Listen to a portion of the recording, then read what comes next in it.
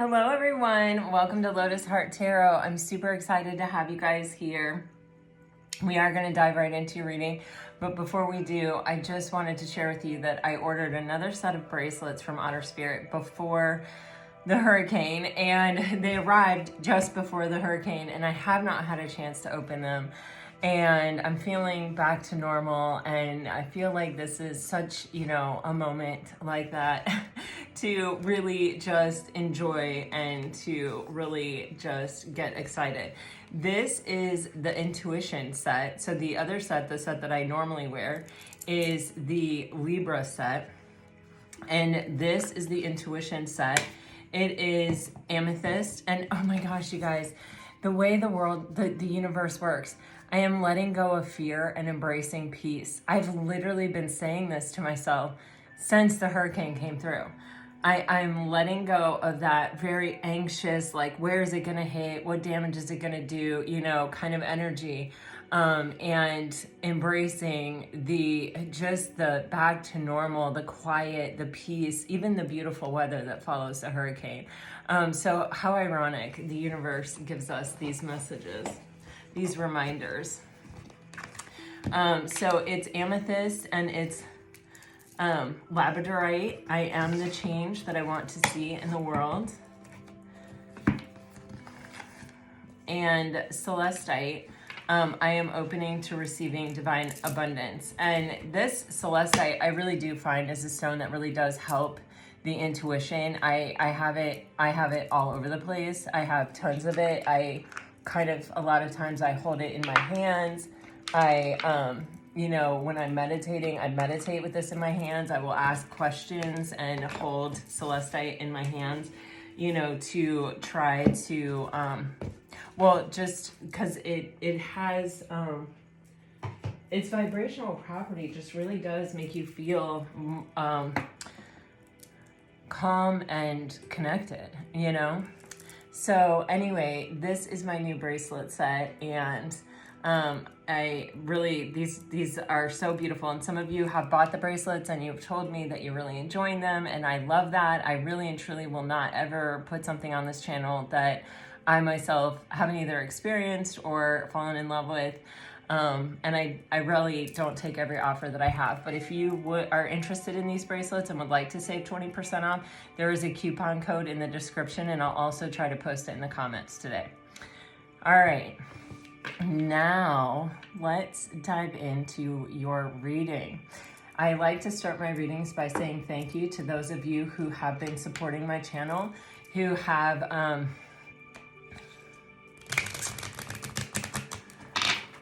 been liking, sharing, commenting on my videos, who have been watching and joining and sharing in the energy of this channel. I really do deeply appreciate all of you, all of your support, all of your prayers. Thank you, thank you, thank you.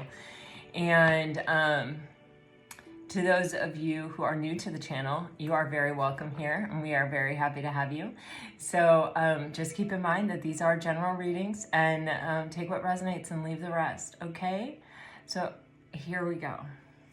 For Pisces, please, Spirit, for Pisces, what message do you have for Pisces? Oh my gosh, Pisces, what a message. You have the anxiety card coming out, the cleanse card coming out, and the consciousness card coming out. Really and truly, let me grab this amethyst card that came with my bracelet. What does it say? I am letting go of fear and embracing peace. Honestly, you guys, that is what this is. I am cleansing myself of my anxiety. I am learning ways to kind of let it go and to kind of balance myself out and to kind of relax.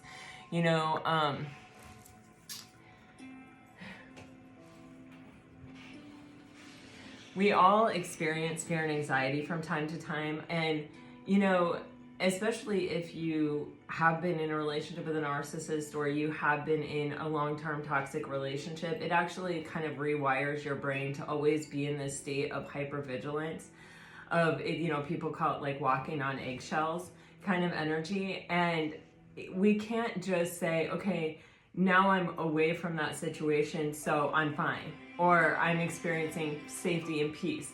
that energy is easily triggered within us until we really cleanse ourselves, until we really give ourselves space and distance from it.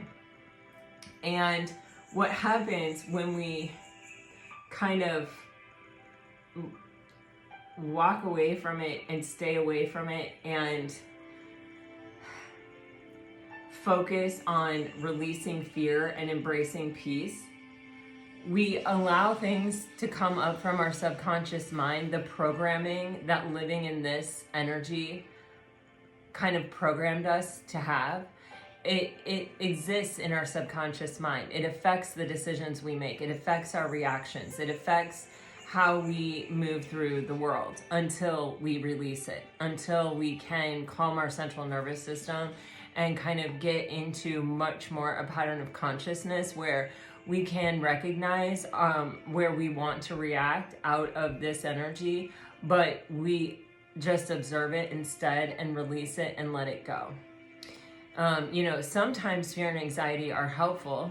Sometimes they let us know that something is wrong and that we need to act on it, right? So we don't want to just say, okay, I don't want any fear, or I want to release fear just as a whole.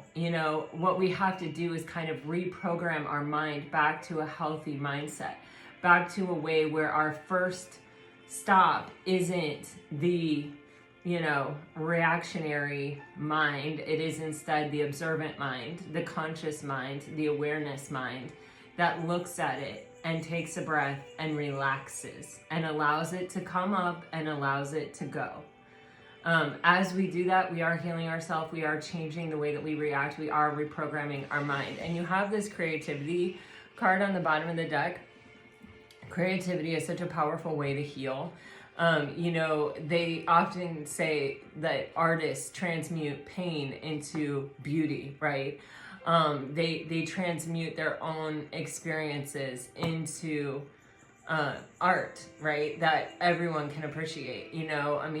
I think we all kind of know that Van Gogh was a pretty tortured person who suffered a lot and was in a lot of pain. And yet he has given this world many generations, the opportunity to experience the beauty that he transmuted that suffering and that pain into. And so sometimes, if you are a creative, and oftentimes Pisces are creative, we are all creative. But when we tap into that, imagination and intuition sit in the seat of our soul. They both do. That's what Joseph Campbell says. Joseph Campbell's a genius. If you want to read something that will knock your socks off, Google Joseph Campbell. Actually, like Star Wars is based on Joseph Campbell. But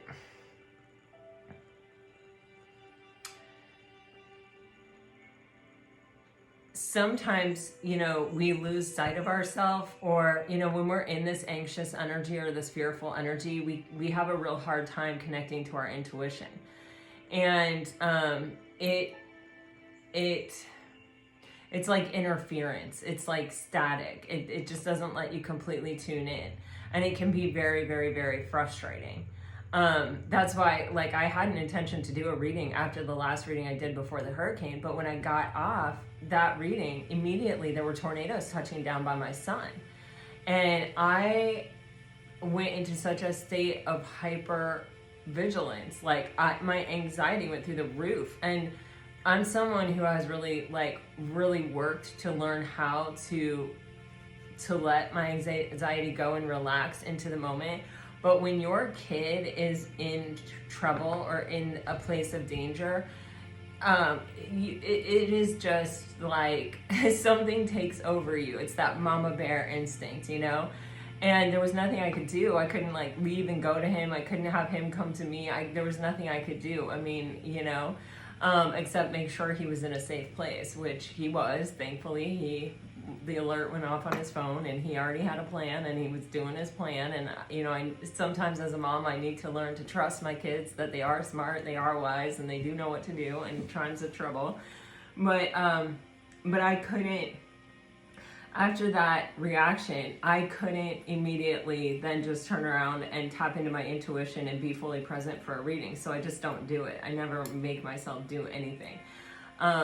So the thing about tapping into your imagination, or you know, getting your paints out, or even cooking or baking, or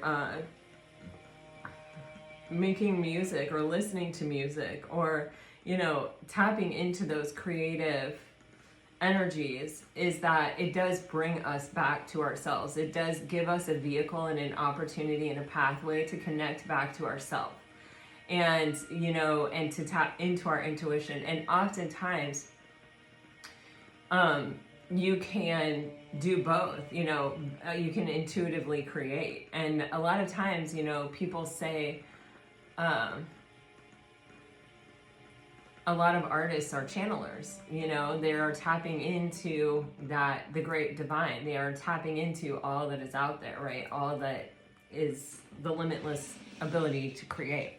Anyway, I don't want to go too far off on that, but Pisces, it seems like you're in a process of really releasing anxiety and releasing a programming of reacting, and embracing this new way of just being the consciousness and being at peace and being an observer, and not allowing yourself to get swept up in old injuries and old, yeah, what is this?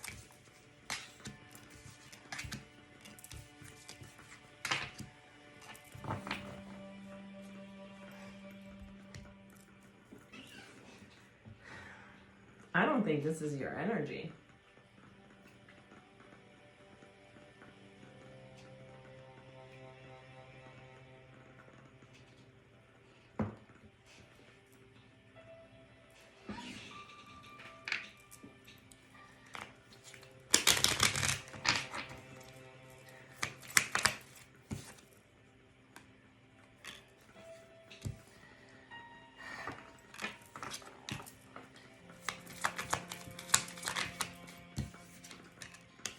Oh my God. Okay, Pisces. Okay. I don't know if this is your energy. I think this is someone around you's energy. Okay? What I'm getting is there's someone here who, I don't know if they're fearing rejection, or if they have been through a bit of a difficult relationship or a bit of a difficult time, or you know, if they have been if they maybe like grew up with narcissistic parents, or abandonment wounds, or there's a lot of suffering in this person's energy. And it's like, what this person is really craving, what they really want, is unconditional love. And I think that this person is seeing some kind of opportunity for that with you. And it's like they want to free themselves from this energy, or they are learning how to cleanse themselves from the anxiety and the feeling of overwhelm and fear that they sometimes feel around kind of engaging with you.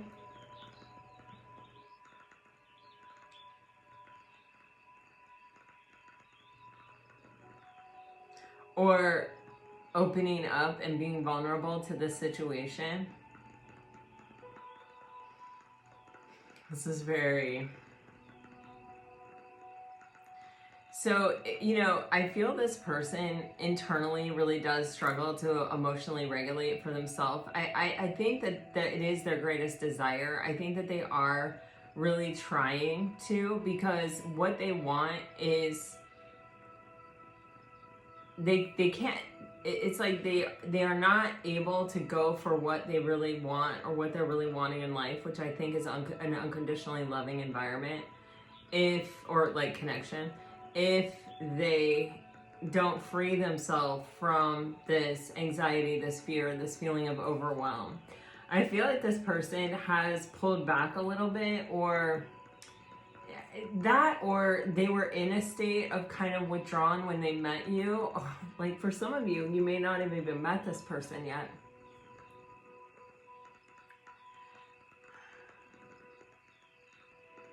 They have serious intentions.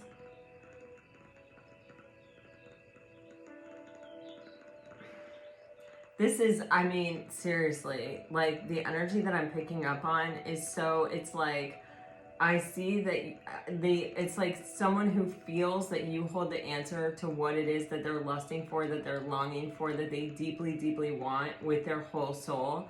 But it's also the thing that sort of scares them the most. And they see, there's almost like a, you know, I used to have a bunch of guy friends when I was like in my late teens, early 20s.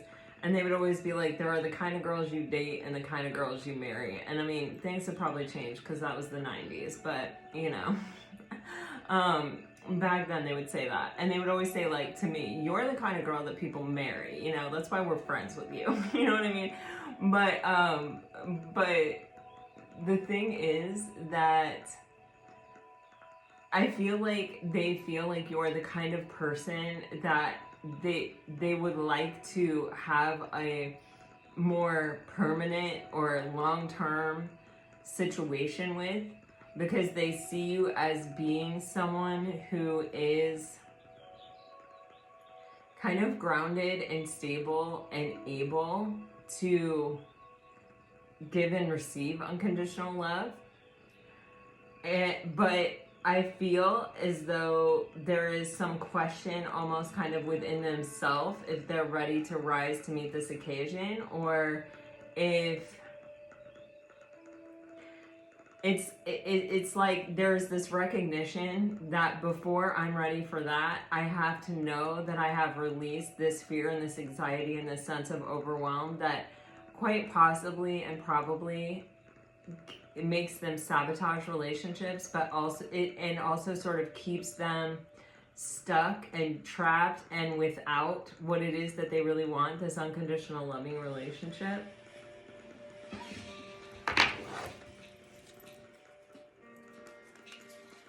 They're getting an idea. There's something that's lighting up within them, or there's something that they're seeing, or they're getting kind of close or something. I feel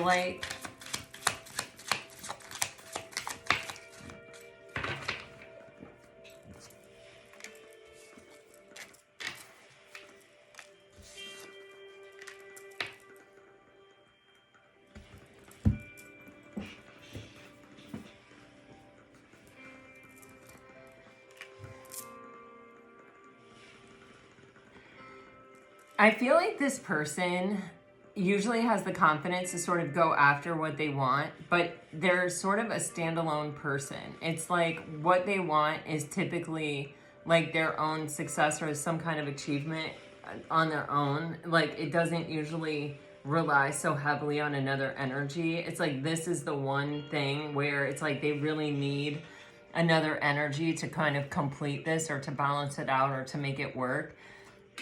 And it's like with this blowing kisses card and this ladybug card, this person sees you as someone who, you know, is vibrant, is abundant, is at peace with themselves, is, you know, fair and giving and, you know, capable of loving. They see you as their wish come true. They literally see you as a soft place to fall or someone comforting.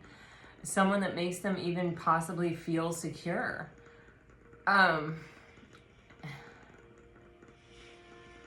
You're lighting up their heart chakra, that is for sure. But there is something that's very lonerish about this person, or very much like, I can only rely on myself, or I'm only really super comfortable when what I'm going for is just dependent on me. But when it comes to this, it's the place where I start to crumble, where I start to feel overwhelmed. This is the Tower energy, so I am going to clarify it. But where I start to feel a bit overwhelmed, or I feel like this is the thing that could take away my strength or take away what I've built, or, you know, kind of make me crumble to my knees. Yeah, they want it so bad, but there is some part of them that has some fear. You know, on the bottom of this deck, you have the Yarn card, which says complicated circumstance, string along, puzzling, all tied up, conundrum, unraveled, tangled. It's one of those things where it may even be this person's energy as they approach you. it's like they get the confidence up, they're feeling good about themselves like they usually kind of do, I feel like, in life. And then it's like they kind of get there, and things start to get all tied up, and they start to feel like, wait, I don't know if I'm doing this right. Like, it's their anxiety. They get a little kind of in an energy where they're sort of tripping over themselves, and then it's like they sort of walk away from it and let it go and unravel themselves, and then come back, and it's like, I feel this energy again.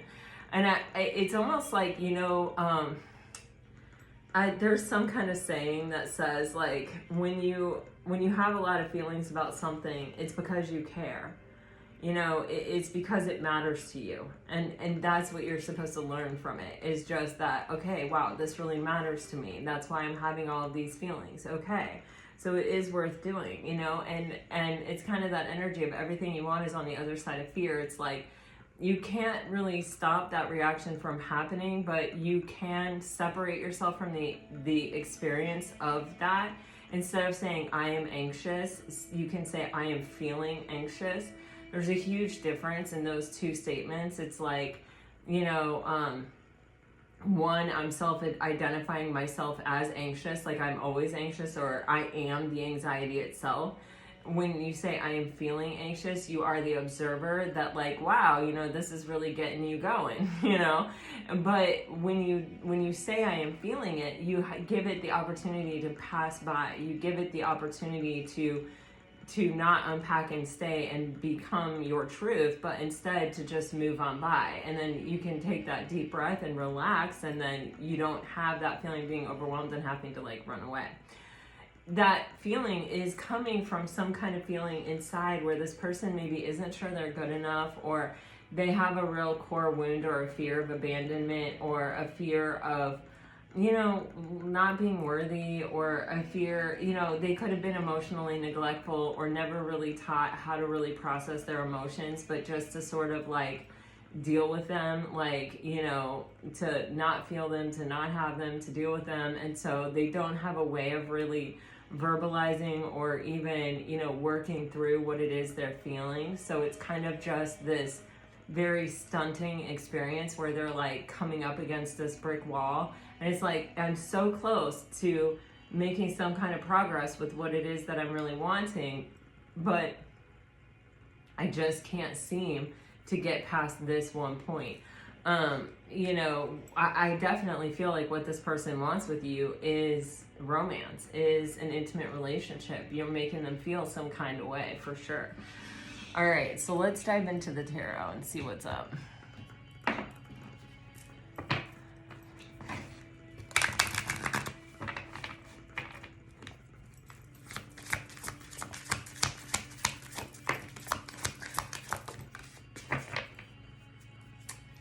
Oh my gosh, this is heavy duty stuff.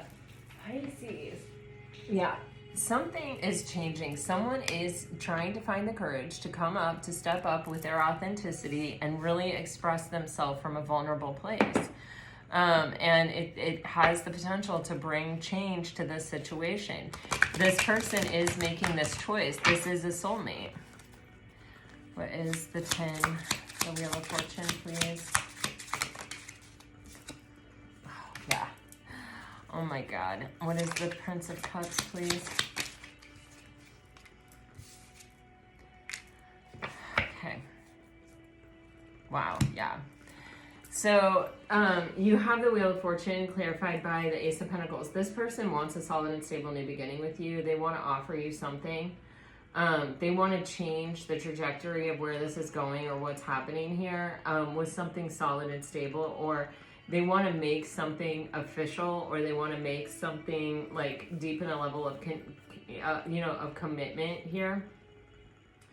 This person, you can see this dance between the Seven of Wands in reverse and the Four of Cups upright. It's like this person doesn't want to miss an opportunity, but they don't want to be rejected.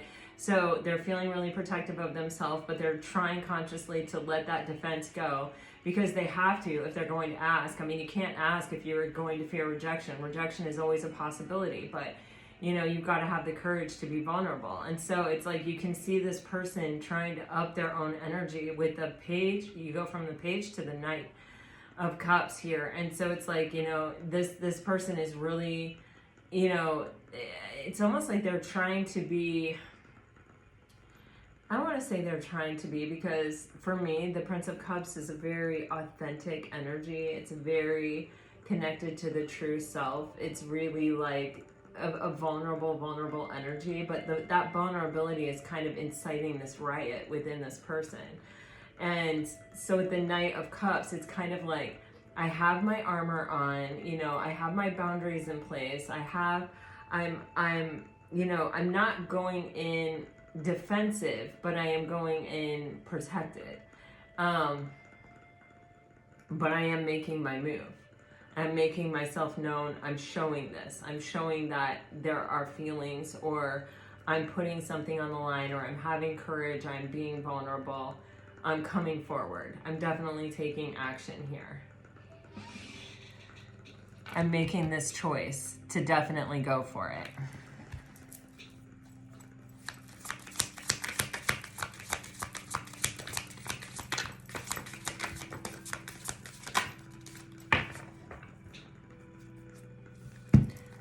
The Princess of Cups, the Prince of Cups, the King of Pentacles, the Sun card. Wow, yeah, someone's bringing something to the light. I think that they are really trying to, it's almost, you know what this is telling me? This is so interesting. That Princess of Cups is almost feeling a bit like the moon. It's feeling to me like this person is trying to reflect back to you how they're seeing you, or something like that. They're trying to show you that they're solid and stable, and that they have a lot to offer, and that they could make you happy, or that this could be a happy situation. Or it's like they want you to see the situation the same way that they want to reveal. It's kind of like an intention, but it's also like a vision sort of energy of like, you know, I see this as being, it's like they want to share with you, one, sort of how they see you by sort of reflecting that to you, but two, what they see as being possible by sort of illuminating it for you, or by making it clear, or by exposing it.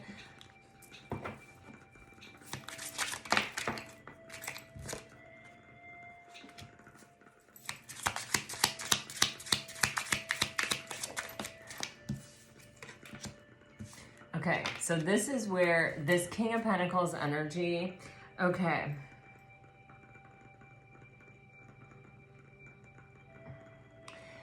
This energy just keeps coming up.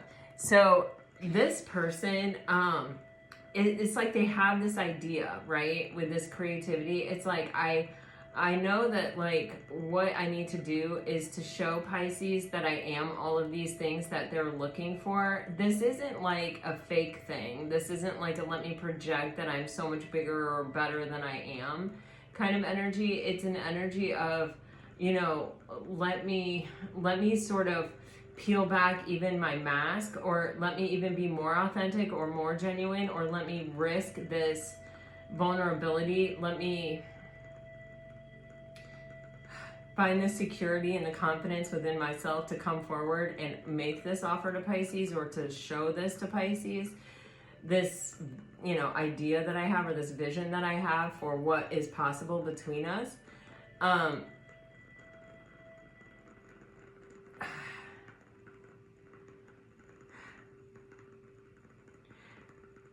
And it's like they're capable of it. This may even be their true nature. They may even be someone who is relatively successful in life, or like normally is pretty solid. I keep getting that feeling with this person's energy. But then you see the Nine of Swords and the Ten of Wands. It's kind of like this fear is an overwhelming burden. Like every time I try to step into this energy, or every time I try to do this, it's like the energy of how badly I actually want this thing kind of creates this environment within me that is very rocky, or makes me feel a bit unstable. But you have the 2 9s and a 10 here, so this is closing out. It's kind of like, you know, when you okay, I'm just going to use this as an example, even though I've never done this in my life. But I saw a video where this like 90-year-old mom or something like did a backflip off a 10-meter platform or something.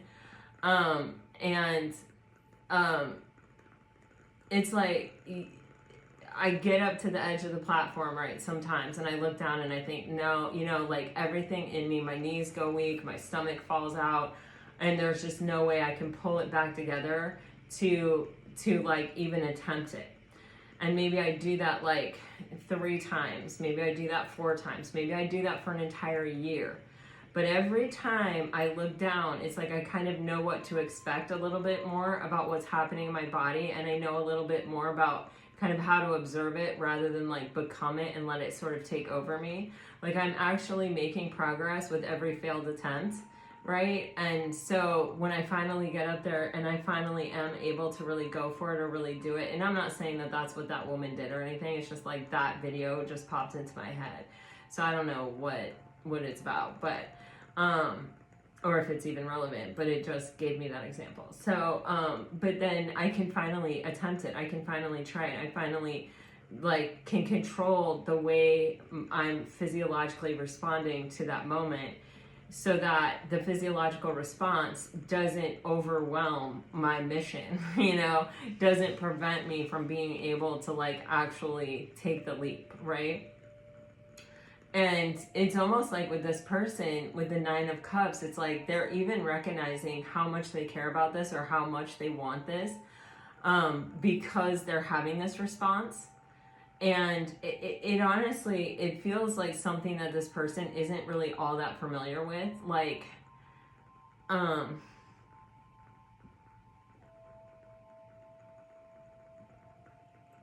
it's like either they have not ever met someone like you, Pisces, or they have some level of confidence in their skill and their ability, or they've had more success than failure in life, or I don't know what to say. It's like when they put their mind to it, they can typically do something, and here this has been really challenging for them, and that is sort of eliminating something about the situation to them, about like how bad they actually want it, or about how different the situation is. I feel like you're kind of just sitting there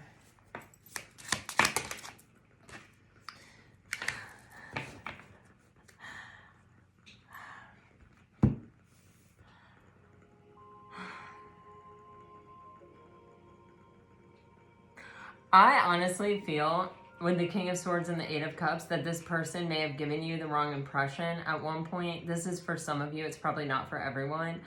But they may have like come on strong, or they may have said something that, you know, it's kind of like, you know, sometimes we say things without thinking about them, or like, you know, that may even be a tendency that this person has or something. They said something, or they came on too strong, or they came on in a way that was, you know, because it's like, I don't know, Pisces, this Ace of Cups, Princess of Cups, it's like you do something to this person, or you did something to this person. It's like the first time they saw you, they felt something, or they saw something, or they, you know, and it's like their words betrayed them, their words came off harshly or something, and you may have actually retreated from the situation, or they may feel that you pulled away, like, from what they said. But it's like, I think they have worked really hard to sort of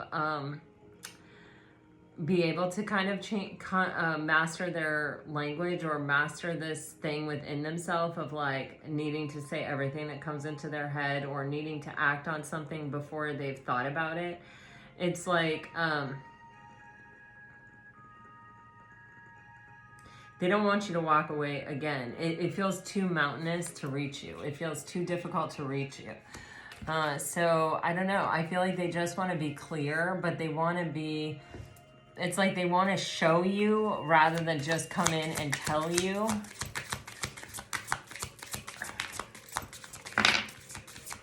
But I think they also just, I don't think they really truly feel like they know what you're thinking. Yeah.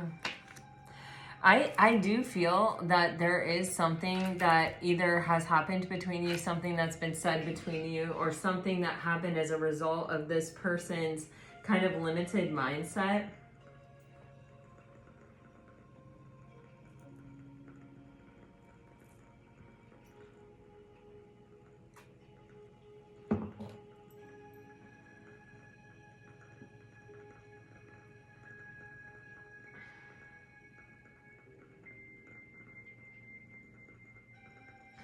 There's some way in which this person was trapped or stuck in their own mind, or in some kind of limiting situation, or allowing themselves to think that their situation was limiting with the Eight of Swords that they really regret.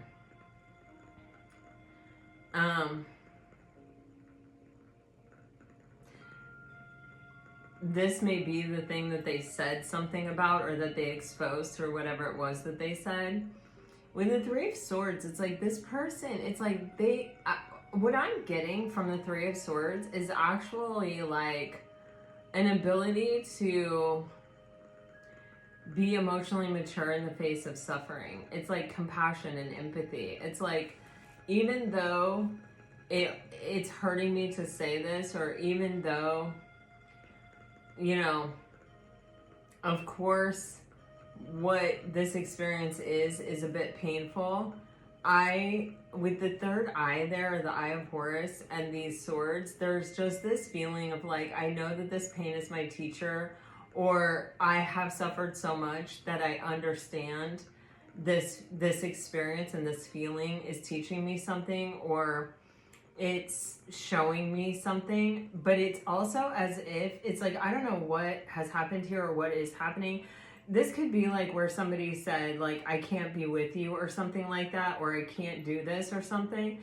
And it's like your response may have been to show this person love and compassion and empathy, rather than to like attack them, or to be like, you're causing me suffering, or blame them, or, you know what I'm saying? There's like a higher level of frequency here with this Three of Swords, and it is not focused on suffering in the same way that most Three of Swords are. You know, those swords always represent what we say and what we think, right? And so when you see a normal like Three of Swords card, there's this feeling of like, it isn't just the event that hurt me, it's what I'm telling myself about what happened that is hurting me. And with this particular Three of Swords, the feeling is that it's like, I have experienced suffering, and I have worked through it, and I have healed from it, and I have a deeper level of understanding about suffering in general. Like, not that I'm, you know, hoping for suffering, but I'm also not living my life in such a way in where I allow the fear of suffering to prevent me from going after what I really want. I know that if I suffer, suffering is my teacher. I know that if I am like even listening to myself intuitively, I can actually prevent my own suffering. It's like I've changed my entire dialogue around suffering. This is like going back to what I was saying in the very beginning about reprogramming our subconscious mind after we have been in a toxic place, a toxic relationship. It's like learning how to let things come up from your subconscious and let them go. It's like as a spiritual being having a human experience, we always exist, right? There is a big part of us that cannot be seen or touched or affected by what we're experiencing in the 3D. And it's always there. But when we get into these toxic relationships in the 3D, we get these layers that kind of fall on top of it and sort of bury that person, that being, that spiritual essence of who we are that is always there. And so in order to heal, what we're really doing is we're unburying ourselves. We're releasing those layers of personality and coping and changing our own behavior to accommodate the toxicity, chopping off pieces of ourselves or needs or wants or desires or whatever to accommodate this toxicity. And we unbury ourselves. We let that go. We let that go. We let that go. But in order to let it go, we have to give it the space. We have to let it come up from the subconscious, and then we have to release it, right? And then we have to reprogram the subconscious. So like mantras, I find that those are a really good way to do it, like to reprogram your subconscious. I mean, there are all kinds of courses that you can take. There's all kinds of stuff out there, and we're all very, very different, unique, specialized beings, right? So what I tell you works for me may not work for you, and that's not any kind of flaw of you or of me. It's just that we're different, and that it works for me and it doesn't work for you, but there is something that works for you, and so keep looking. But mantras, I found, were a very helpful way, because it's like in the toxic relationship, you get programmed that like, okay, it's my fault. Everything is my fault. I am worthless. I am, you know, like those are the mantras that you're filling your head with. That's the conversation you're having with yourself, because that's what you're being programmed by, that toxic connection, right? That's what is being reflected back to you in that situation, or even spoken to you in that situation. Once you are able to release that, you have to put something new in there. You have to put a new dialogue in there. You have to put a new conversation in there. And that's fun. Like, you know, I am healthy. I am whole. I'm intelligent. I am curious. I am capable. You know, it's like there, you know, I could go on and on about this, and then there's like all these evidences in your life that it's working or that it's taking hold, right? And so, anyway, a long story short, with this particular Three of Swords, it's like this person recognizes within you that it's not that you have never suffered, but it's that you have suffered and you understand something of suffering and of healing and of yourself. You have gained a wisdom and a connection within yourself to that spiritual essence. And you think people don't know this about you? They absolutely do. You can feel it a mile away. I've had people walk up to me in the mall. I've had people walk up to me in the airport. I've had people like stop me and be like, your energy is like this, you know what I mean? And like people just know. And like when I say that, I'm like,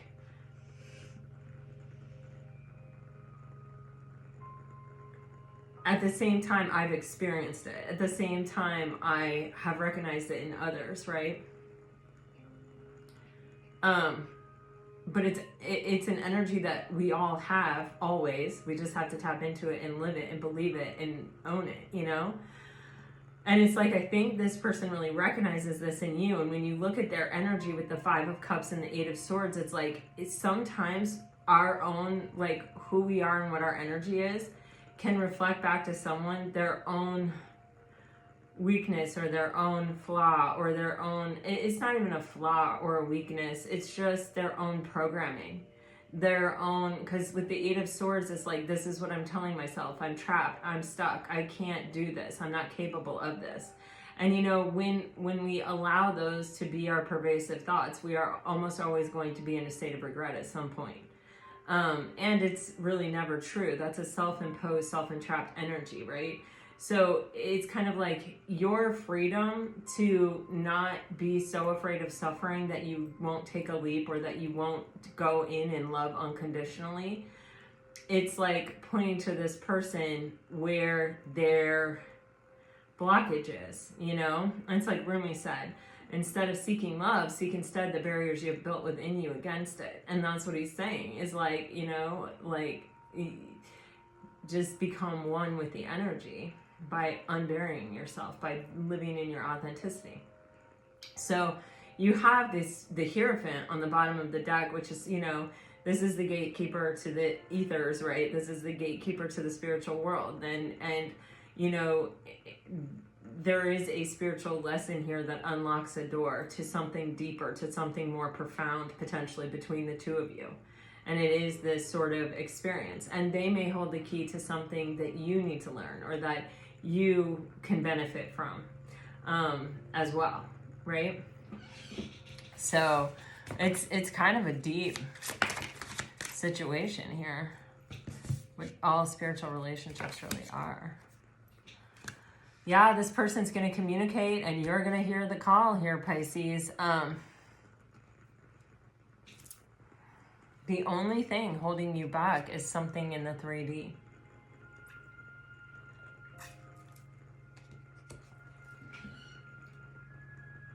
It's just the actual doing of it.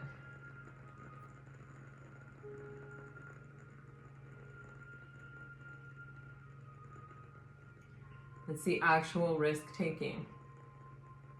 Once the risk is taken, there's smooth sailing. You can rise above this place where it feels stagnant, dead, trapped, like it's not moving.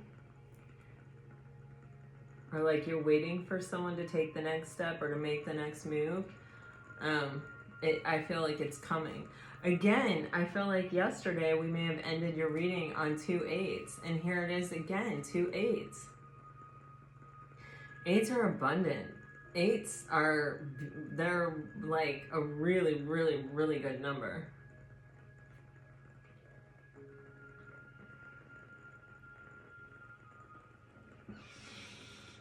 It's just that humanness. It's just that fear.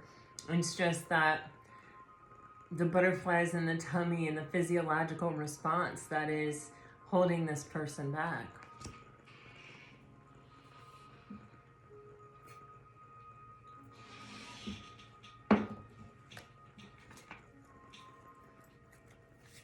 All right, Pisces, let me get you some message cards.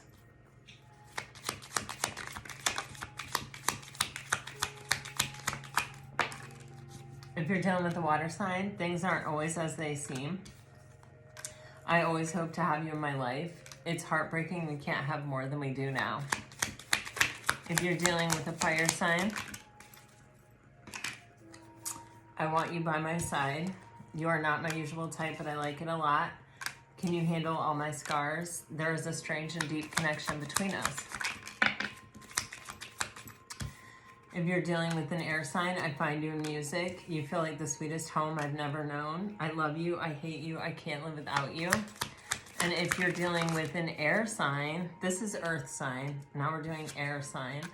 I know who you are to me. You're the only person in the world who really scares me. Yeah, I'm not ready for commitment with anyone. This is like those limiting swords of the 8 of Swords that this person may be telling themselves.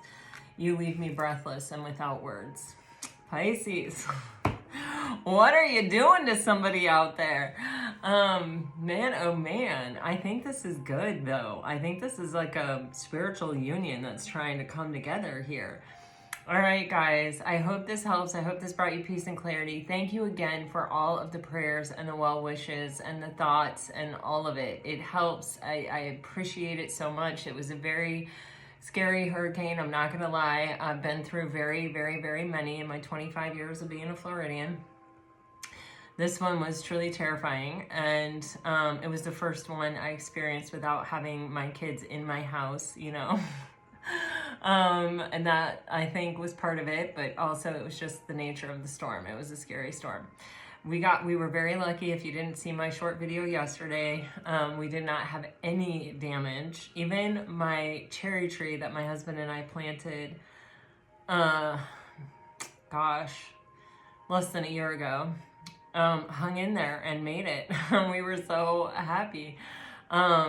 But just down the street, there was flooding, just, you know, like people are still without power in my area, like literally right down the street, less than a mile from me.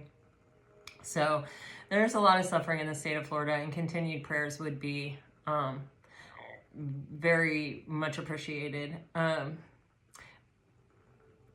if you are interested in the bracelets, there is a link in the description box, and I will put one in the comments. And gosh, guys, I think that's it. I think until next time, I'm sending you off with all my very best. Always, always, always. Bye-bye.